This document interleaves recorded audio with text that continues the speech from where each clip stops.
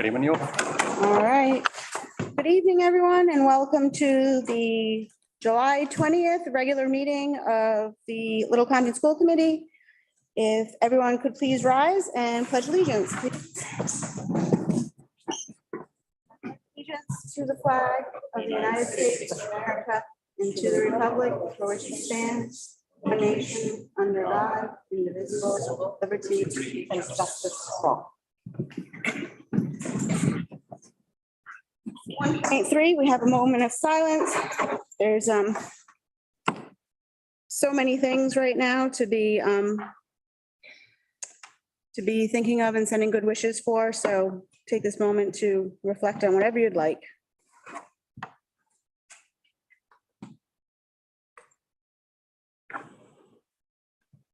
Okay, thank you. Next up is consent agenda.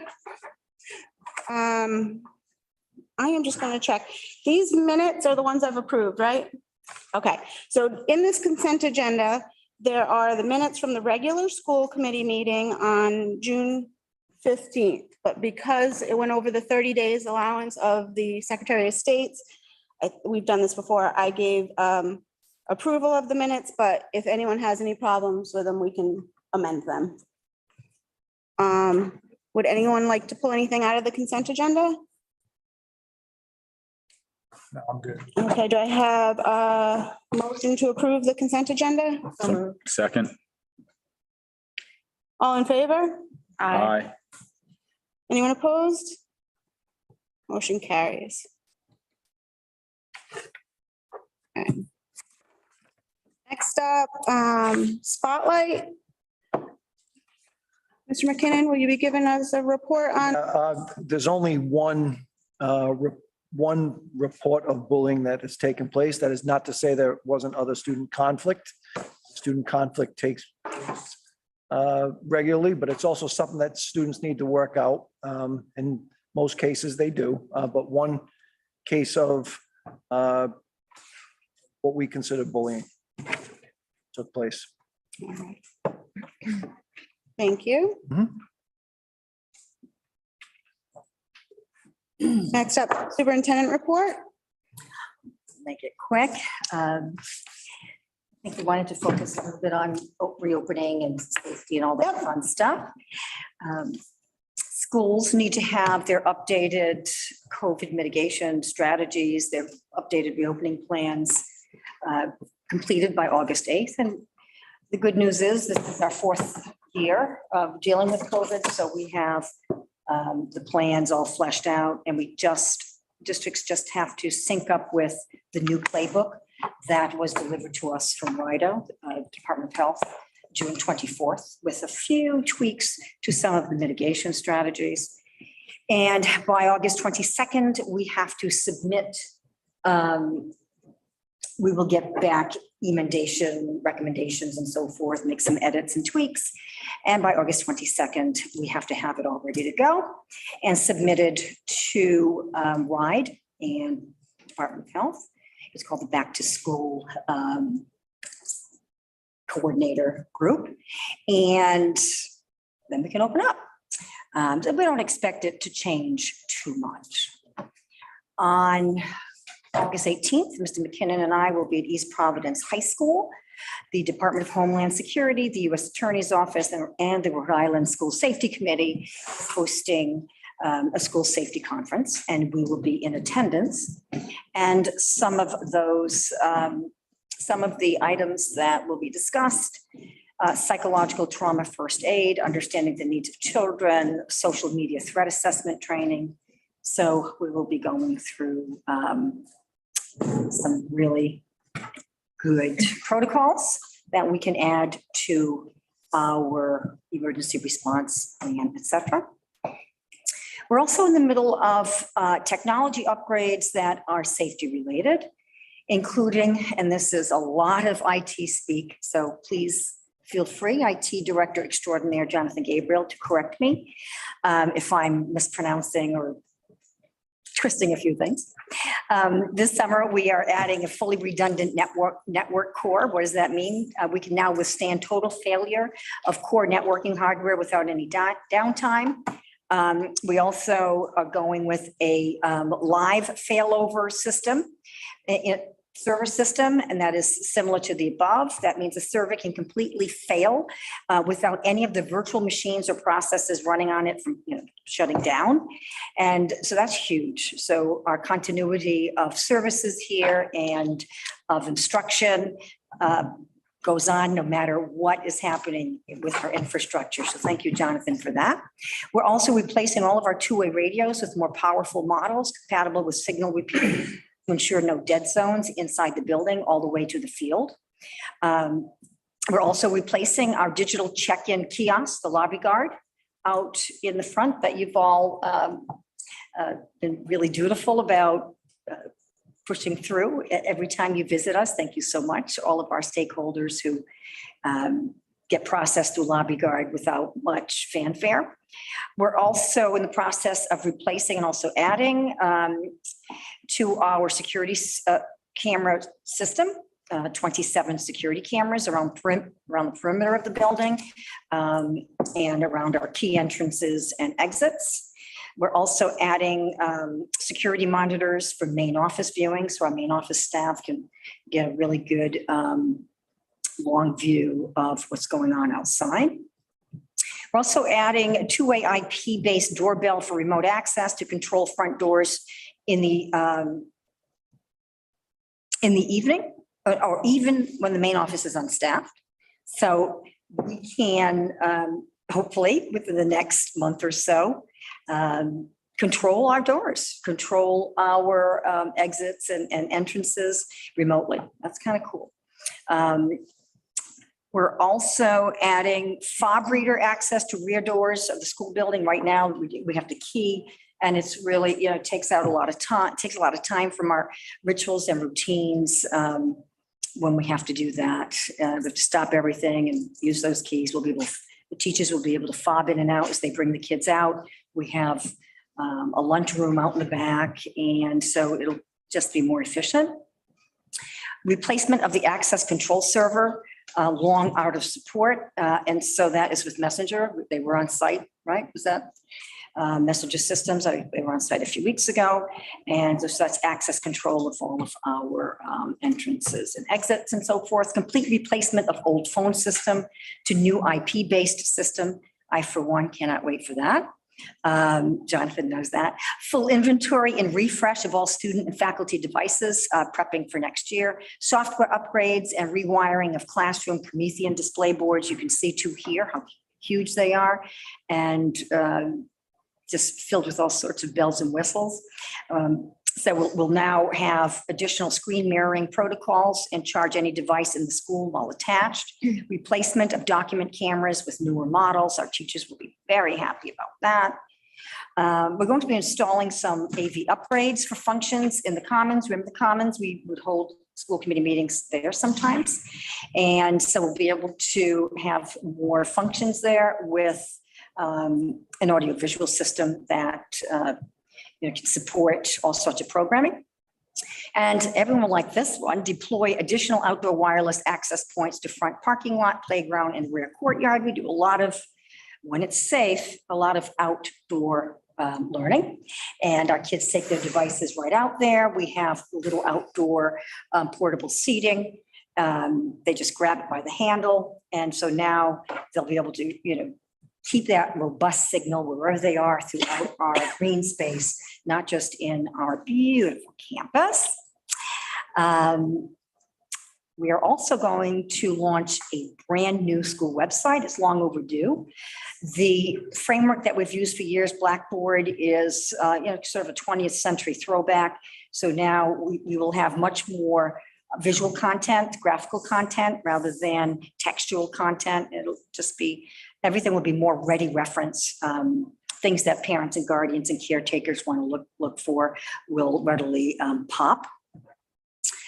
The principal and the IT director will also be working on a new schedule in Aspen and pretty much adding everything in there, above and beyond some of our logistics pieces. And so you'll be spending a lot of time together, and I'll be bringing pizzas in. And let's see. Oh, you discussed this with us today, Jonathan, federate Google Workspace accounts with Microsoft 365 and Apple School Manager to allow for seamless SSO between single sign-on between all three platforms for all users. So we'll just be able to sign on one spot and access everything, no matter what,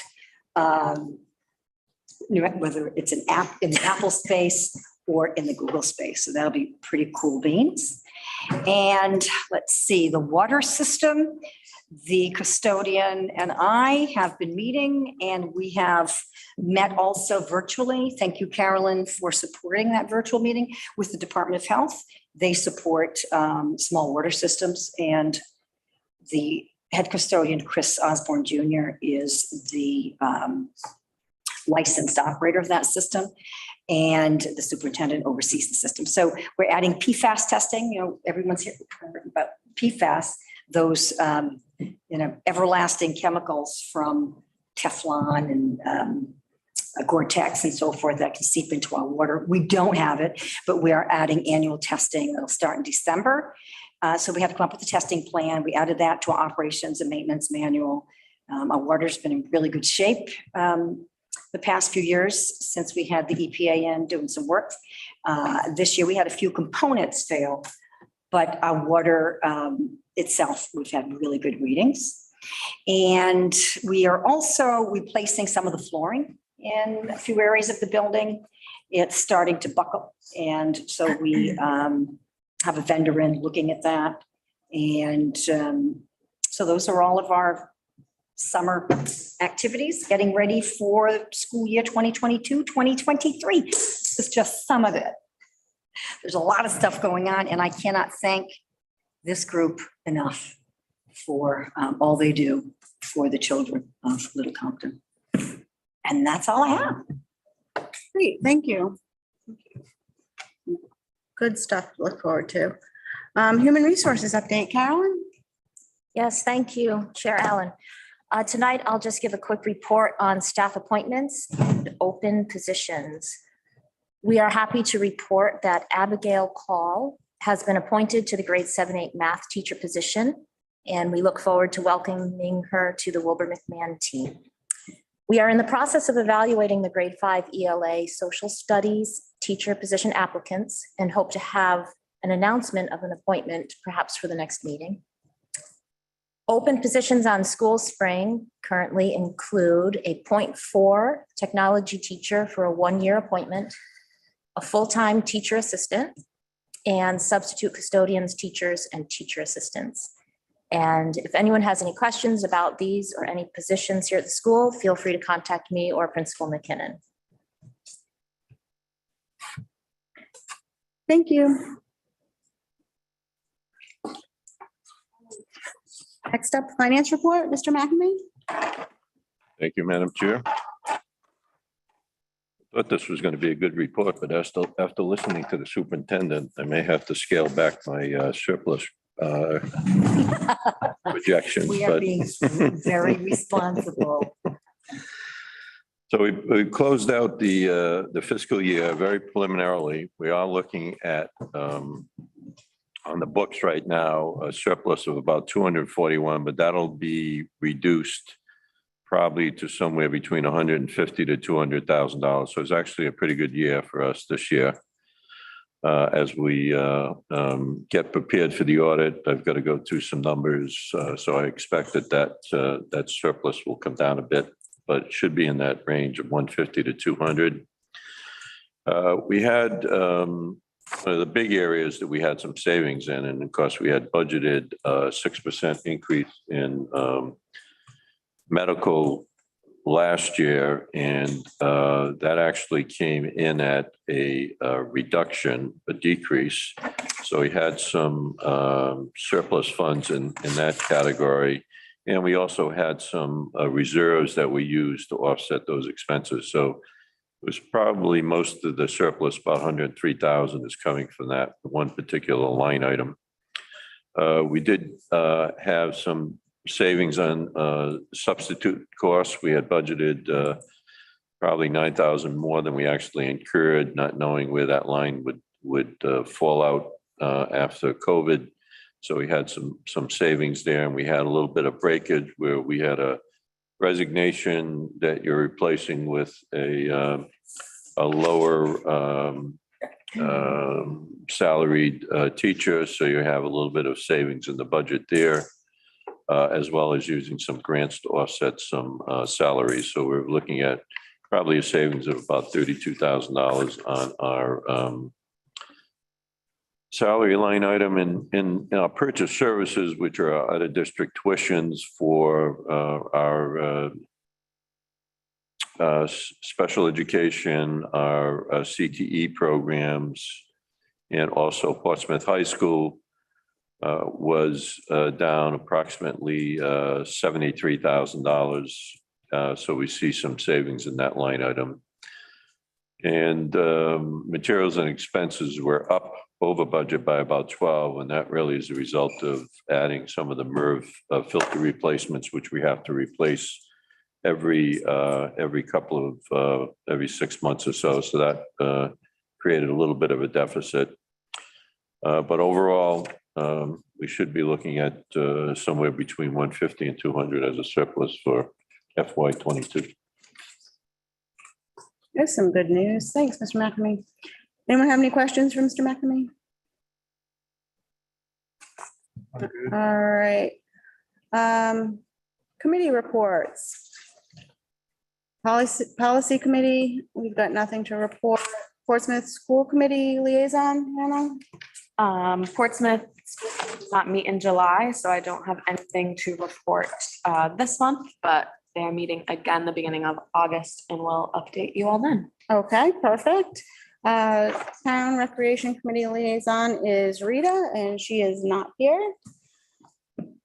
Wellness Committee is also Rita, but I don't think the Wellness Committee has met. No. And the Scholarship Subcommittee is also Rita. I feel like she was gonna make some kind of announcement tonight, no? I think, can we, no, No, next meeting, next week, okay, August. okay, awesome. Next up, public input.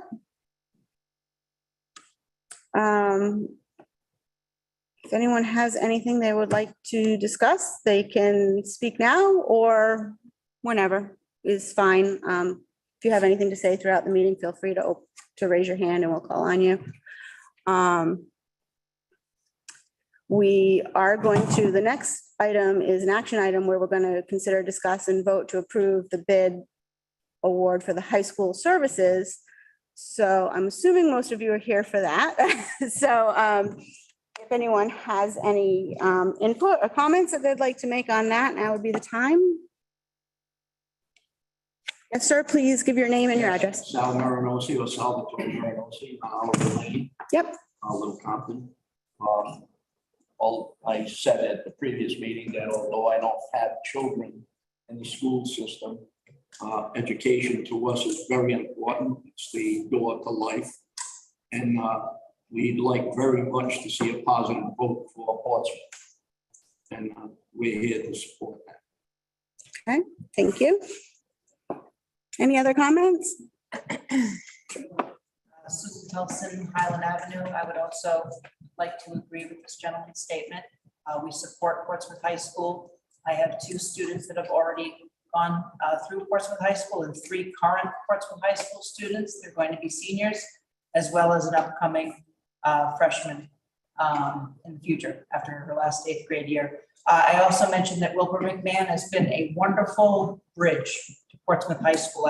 I see the extended library hours, and I fully know that there were many here, sitting here, that helped out with that nice bridge between either in the band or with sports, and then the students could go to the library. So there are so many things that have been that nice bridge. So I'm here to wholeheartedly support, for our children in Little Compton to attend Portsmouth High School. And I, as previously stated, thank you to the committee for your thorough and hard work and diligence. It was nice to read everything previous, and I appreciate the hard work. So thank you again.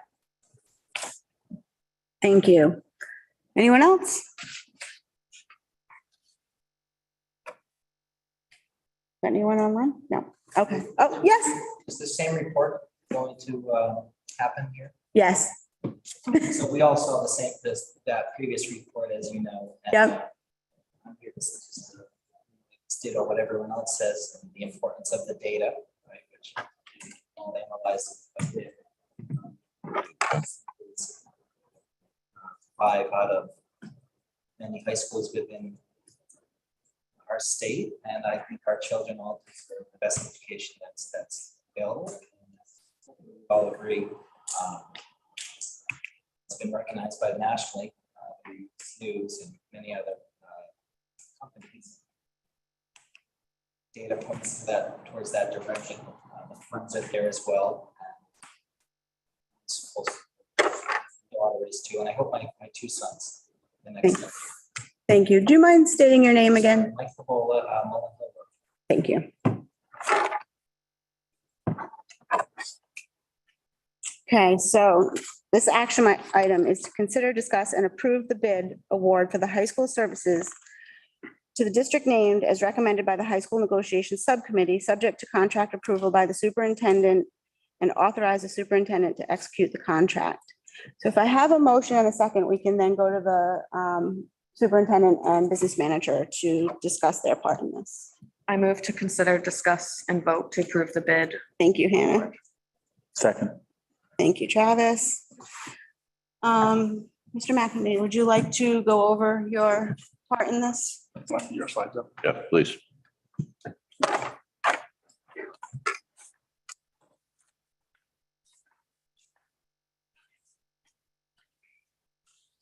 This first slide is going to show the financial impact of the 3 bidders, our operations for FY 24, 25, and 26. So as of this current year budget, FY 23, the tuition, high school tuition that we'll be paying to Portsmouth is $1,186,500. You can see that under the Portsmouth, we're going to be looking at in 24, $1,441,500, which is an increase of $255. In 25, it'll be $1,504,000, which is an increase of $317,500 over the 23 amount. And then in 26, $1,617,000, which is $430,000 over, again, the 23 amount. Middletown would be in 24, $1,302,000. In 25, $1,335,000. And in 26, $1,413,454. And Tiverton, which is the low bidder, would have been $883,500 in 24, $893,000 in 25, and in 26, $943,310. So the issue is funding the increases, especially as we go into FY 24. So we would be looking at funding either the 255 from Portsmouth or the 115.5 from Middletown. Obviously, with Tiverton, there would be no additional funding needed because that is below what we're paying at the current time. On the next sheet, the school committee cannot submit a budget that exceeds 4% of the prior year town appropriation. So that 4% based on the FY 23 appropriation of $7,638,456 comes to $305,538. So based on that, we would certainly have enough to cover, for example, the largest, which is Portsmouth at 255. However, we need an increase to cover some of our normal operating expenses, whether it's salary increases in operations of the building, et cetera. And over the past 5 or 6 years, we've been averaging somewhere around 2.75%. So if you take the appropriation for FY 23 of 7,638,456, multiply that by 2.75, that comes up with about 208,530. So that's the base amount that we need to get in there. And everything over and above that, we, between the 208 and the 305, which is the cap, we can use to fund tuition increases. So you can see that in Portsmouth's instance, we have $97,000, excuse me, we have 97,000 of excess that we can use to cover the 255 for Portsmouth or the 115. So we would be short 157,992 from the budget number for Portsmouth, 18,492 for Middletown, and again, Tiverton would not play into it because there would be a decrease. So if we go to 2 slides down, John. Next one. So right now, we have an accumulated surplus for the audit of 277,42, and that's in our accumulated surplus. We're estimating, which I think could be conservative, 150,000 for FY22, which is the report I just went over. And in FY23, we have a break-even budget. Hopefully, we could generate some surplus there, but at this point in time, we're showing that as break-even. That gives us an accumulated surplus available for FY24 of 427.42, which gives us sufficient funds to cover the 157,992 for Portsmouth, the excess, or the 18,492 for Middletown. So we can easily be able to cover the excess with the accumulated surplus. We looked at, just from a financial standpoint, we looked at the 3 schools and looked at, this would be the next slide, then. We looked at the expenditures for FY21. We looked at their enrollment numbers and their per pupil. And you can see Portsmouth for FY21 had a per pupil of 18,859. Middletown had a per pupil of 19,651. And Tiverton had a per pupil of 21,377. In all instances, the 5-year enrollment declined in each of these districts. So in Tiverton, it declined by 8.3%. In Middletown, it declined by 11.6%. In Portsmouth, it declined by 6.7%. Not unexpected, because I think most districts in the state had a decline in enrollment in the past year. The next line after the change in enrollment is the local tax contributions. And this is the amount that comes out of the tax dollars to fund the school departments. So you can see in Portsmouth's case, there's about almost 81% of the budget is funded by the local taxpayers. That means that they get less state aid, and that has to do certainly with the wealth of the community and the ability to obviously fund that.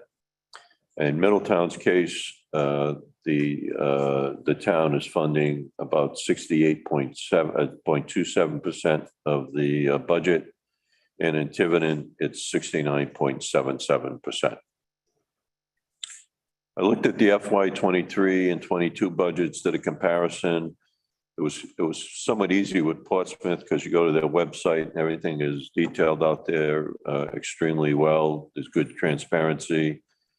They're looking at a $1,042,000 increase in their budget from 22 to 23, about 2.42%. Very similar to what we were looking at here in Little Compton as an increase.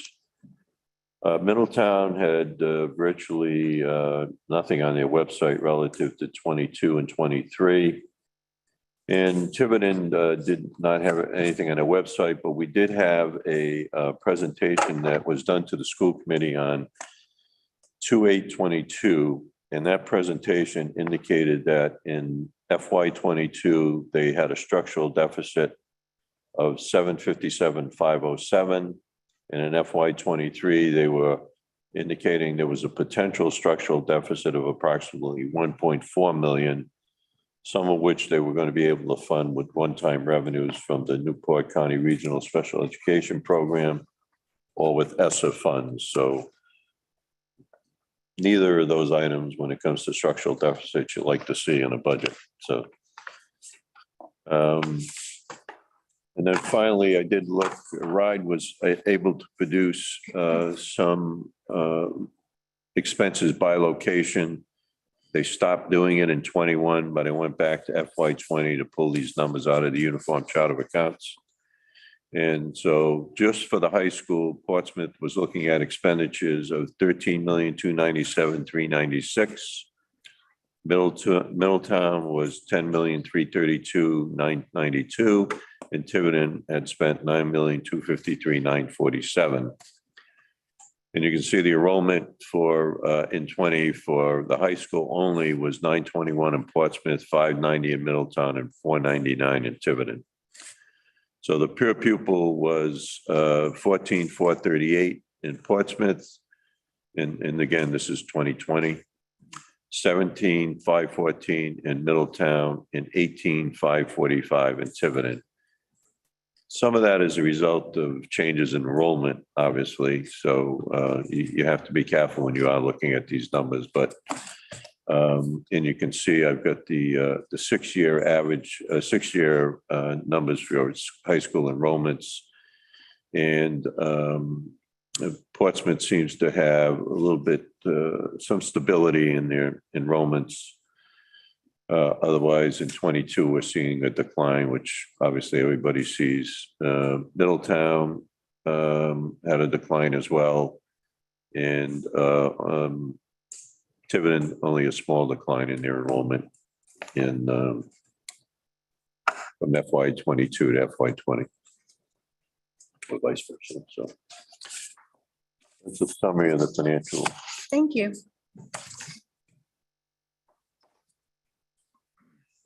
Superintendent, like to present your recommendation to us? Absolutely. Sure. Like, started this process in 2019 Mhm. and really went hard and fast in 2021 and decided to sort of cut it and get the 1-year emergency extension because of extraordinary circumstances, the worldwide pandemic. I can't hear anything. Oh, sorry about that. We started this process in 2019, my first year here as superintendent.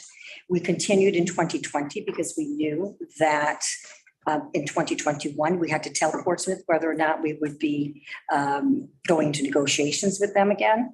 And then the worldwide pandemic hit. And in 2021, we met several times and realized a 1-year emergency extension to the Portsmouth contract was the way to go. And we would postpone when we came out of, the pandemic, postpone the RFP process. And so it seems like we've been on this path for a long time since Ms. McHugh over there was the chair. This is a memo that the business manager and I shared with the subcommittee chair, Mike Rocha, and Hannah Ayotte. Thank you for your work as well. We would like to thank the independent educational consultant, Donald Ribello, for his work in qualifying all 3 bidding high schools and districts. It was determined that Middletown High School, Portsmouth High School, and Tiverton High School each meet and or exceed the New England Association of Schools and Colleges 2020 standards for accreditation for public elementary, middle, and high schools. We would also like to extend our thanks to all 3 bidding districts, Middletown Public Schools, Portsmouth School Department, and Tiverton Public Schools. It is our recommendation that the Little Compton School Department's high school services contract be awarded to Portsmouth High School / Portsmouth School Department. Portsmouth High School in the critical area of student achievement ranks among the top high schools in the state, and the Portsmouth community consistently provides an infrastructure that ensures consistent delivery of its curriculum, programs, and services to allow the school department to the ability to provide a superior education for their students. And that is based on the RFP process and research and meetings, et cetera. And we stand by our recommendation. Thank you. Now, before we vote, I'd like to thank everyone. I know this is a long process, like the superintendent mentioned, it's been going on since 2019. Our previous chair had a hand in it, and we've negotiated a couple extra years to get us through the pandemic.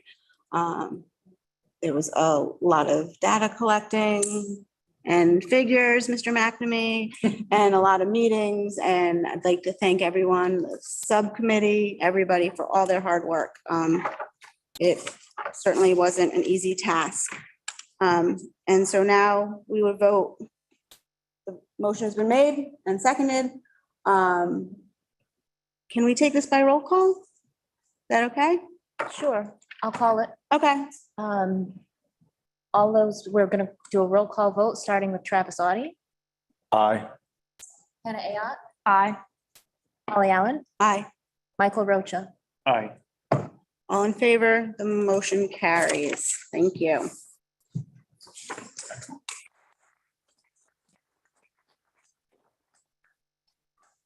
9.2, consider, discuss, and vote to approve any requests for information from administration and or legal counsel. Anyone have any requests? Oh, Mr. McHugh.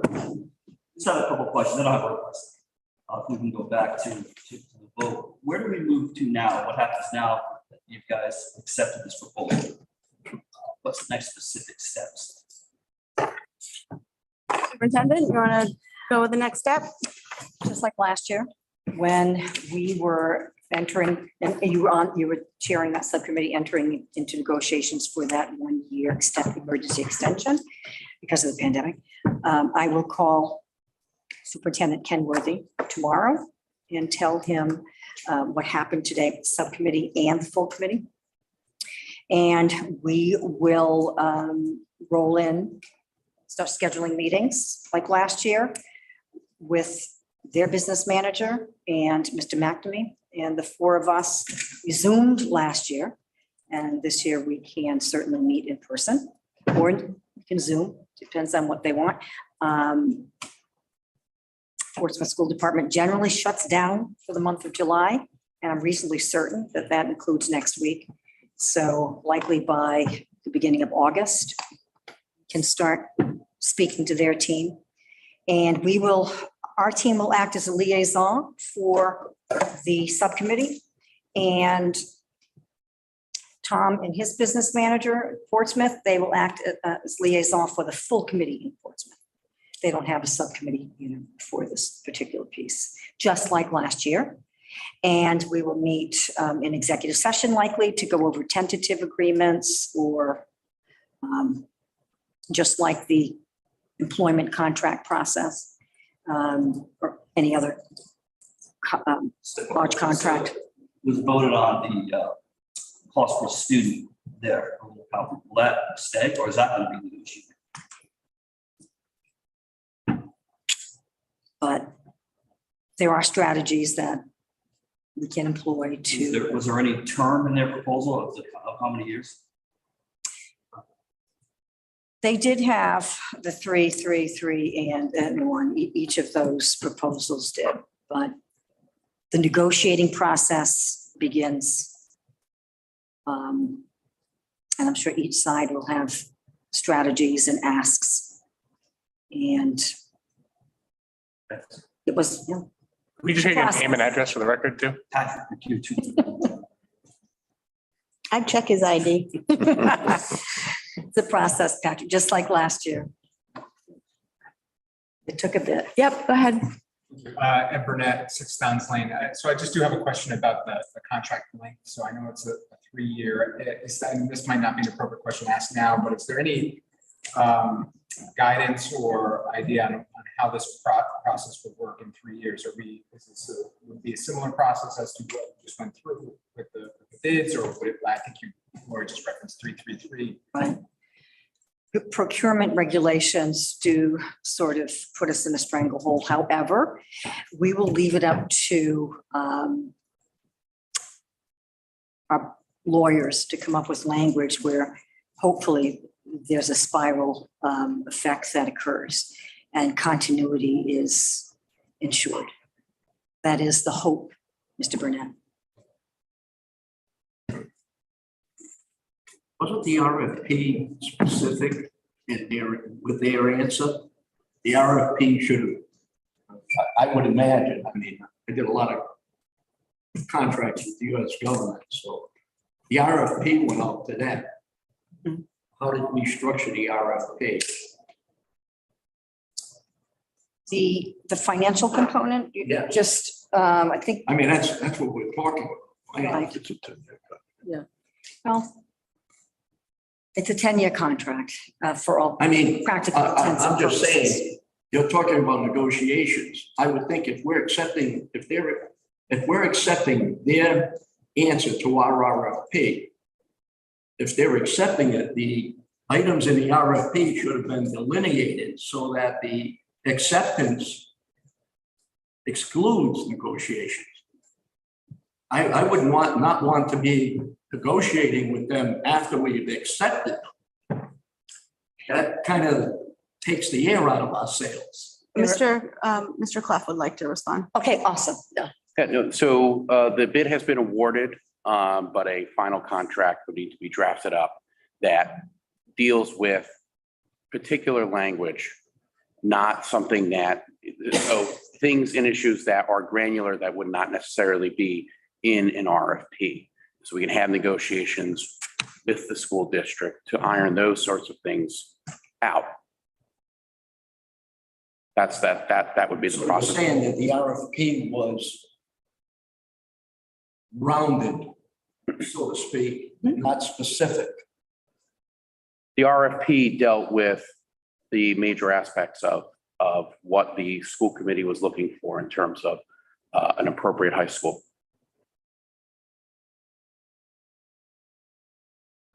I'm a little disappointed in that. I don't mind saying that. I would accept the fact that you're saying, well, we're just trying to straighten out some language, but the RFP, to me, in itself should add up to the numbers we're looking at. And those numbers should be in concrete now. And when I'm saying that, I'm saying that's what we're approving. That's what you brought to us. And that's what I said yes to or supported you on. And if that changes substantially, I'm not going to be a happy camper, because the RFP, to me, I've answered tons of them. The RFP is specific to me, that I want to know this gentleman's asking about specifics. And I would like to see those types of specifics answered almost immediately. Because once you start negotiating and the time is going on, you lose your leverage, and you've already accepted them, which takes leverage away from you altogether. So I'd want to see that RFP nailed down specifically, item by item. I think I've said enough. Anyone have any more questions, comments, concerns? Yes, may I ask, can I go home and tell my second grade student and my future seventh grade student that they'll be attending Portsmouth High School if they choose for a public education route? Is that a question for the attorney? I'm not sure. The answer is yes. Okay, thank you. Well done. Nice work. If there's no more questions, comments, or concerns, I would entertain a motion to adjourn. So moved. Second. You all in favor? Aye. Anyone opposed?